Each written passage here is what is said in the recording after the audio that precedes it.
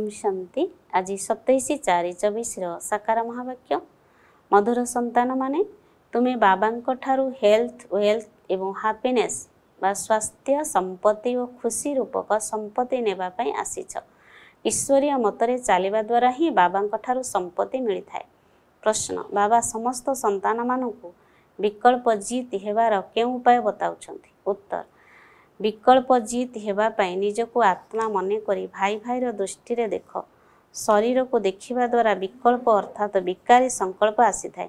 सेतिपई भ्रुकुटी रे आत्मा भाई को देख। पवित्र हेबाकु हेले एही दृष्टि को पक्का कर।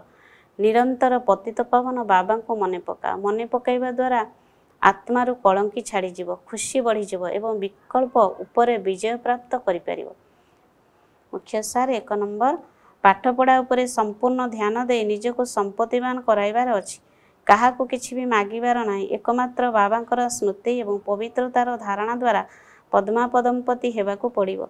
2 नंबर, राहुर ग्रहणरू मुक्त हेबा पई विकार गुड़िक दान देबाकु हेबो। खराब कथा शुण नाही।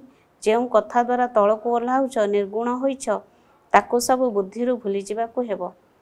आजिर वरदान, प्रथमे आपणर मंत्र द्वारा समस्तंक ठारू सौमान अर्थात सम्मान प्राप्त करुथिबा निर्माण तथा महान भव। एही महामंत्र सर्वदा मने रहु जे निर्माण ही सर्व महान अटे। प्रथमे आपण करिबा अर्थात प्रथमे अन्य मानकु सुजोग दे निजे पछरे रहिबा ही समस्तंक ठारू सम्मान प्राप्त करिबार आधार। महान हबार एही मंत्र को वरदान रूप में सर्वदा साथी रे रखि थाओ।